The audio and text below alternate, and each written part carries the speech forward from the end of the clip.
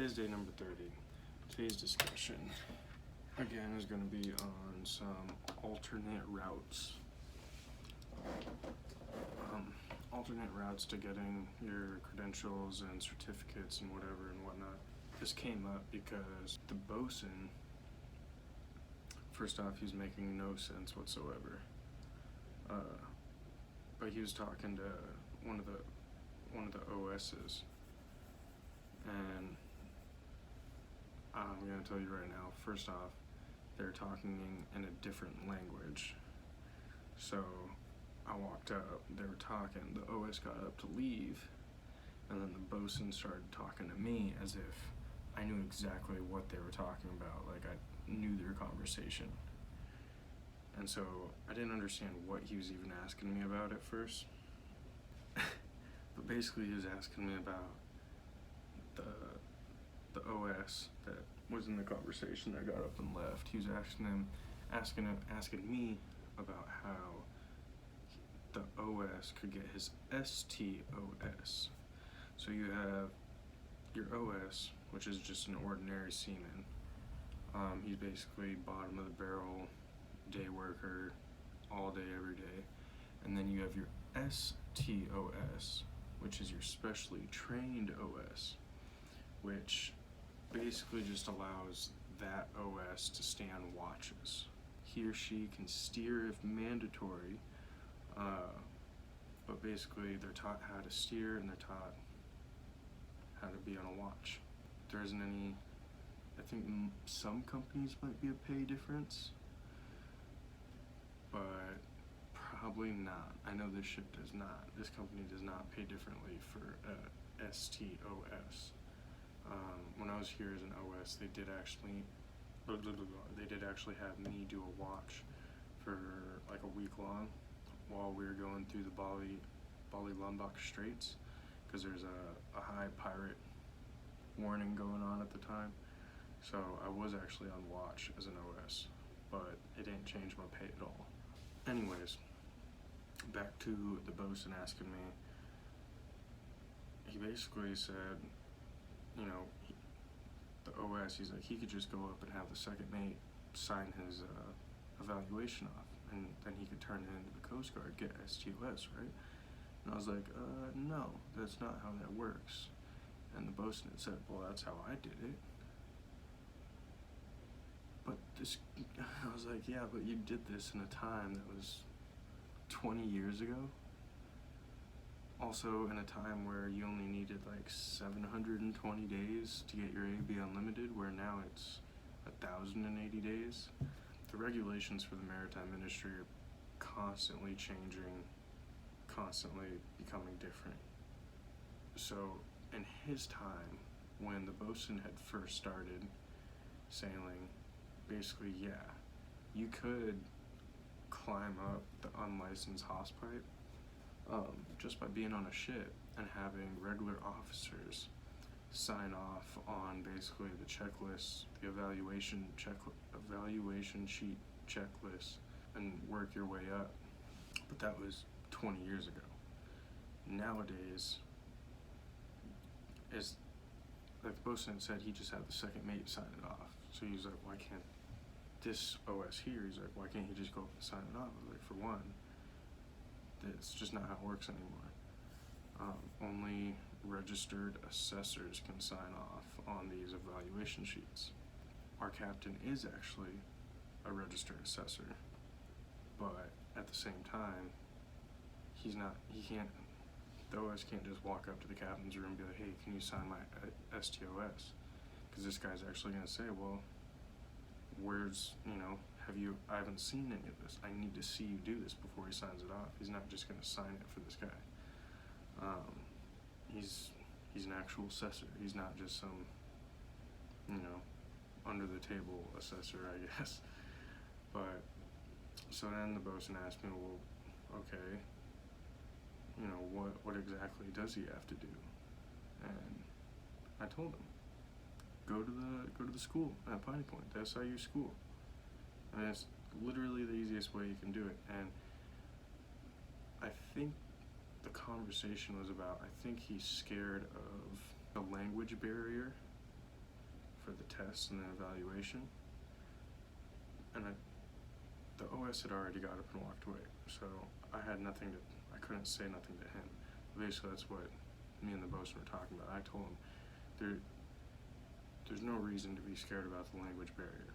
I had multiple different ethnicities going through all 5 phases when I went into the program that, spoke different languages, and even with that language barrier, some of them really, really sucked at English, but they still pass.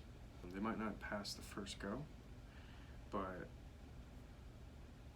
if they didn't pass the first go, there was always people around them. The class as a whole would help them out, help them study, help them understand what they weren't getting.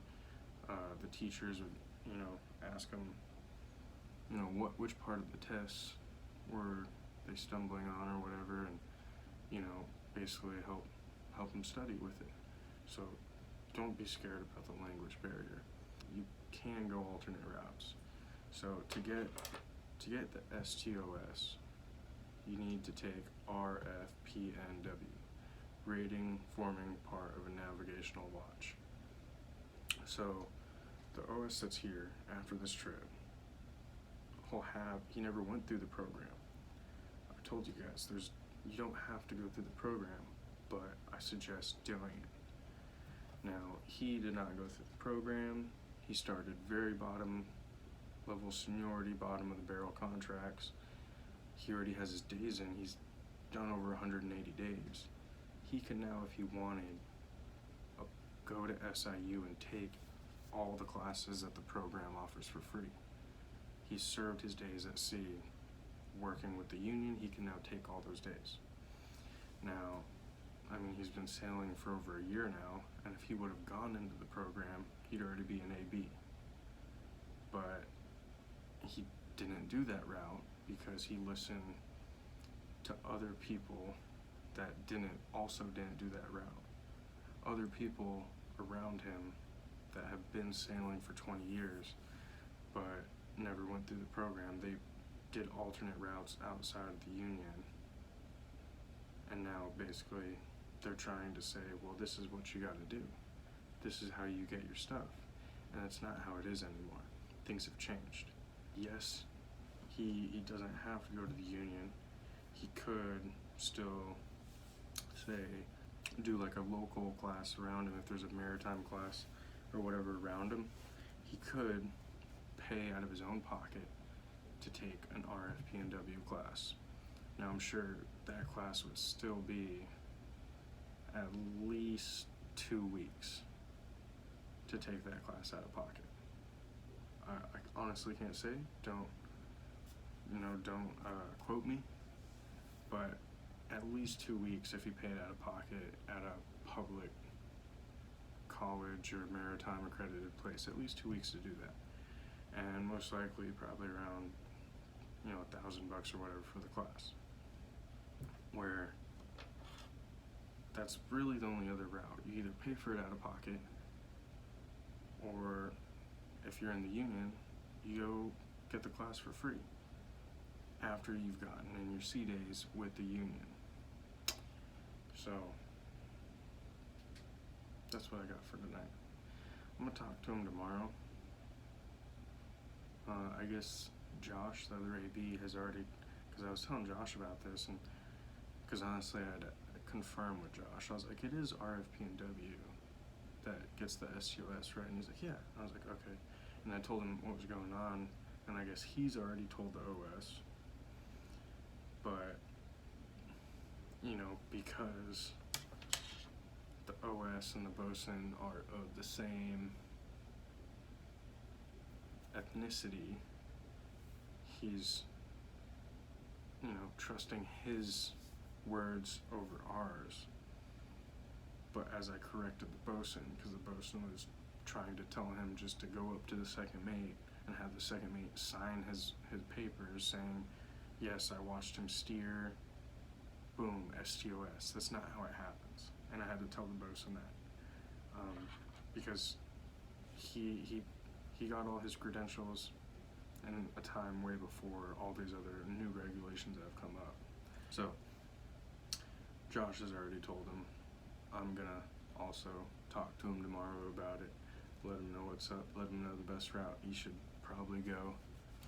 Squirrel. Like I said, today's day 30. I think we got I have another 2 days until I go to the deck maintenance, the day worker spot. I'm very excited. When you see it on my face, I'm very excited to become a day worker and have no watch and just do hard manual labor for 12 hours in the day. I'm so excited for it. I truly am, though, because it's going to shift up my basically just change up things around here. Today I just painted, though. Painted for my overtime and went to my watch. So hopefully this next month goes by quick. All I gotta do is paint. Just do a whole lot of painting, hopefully. Please subscribe, guys. Please. Like the video if you got anything out of it.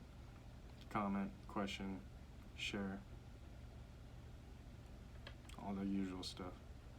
I appreciate you guys. I'm out.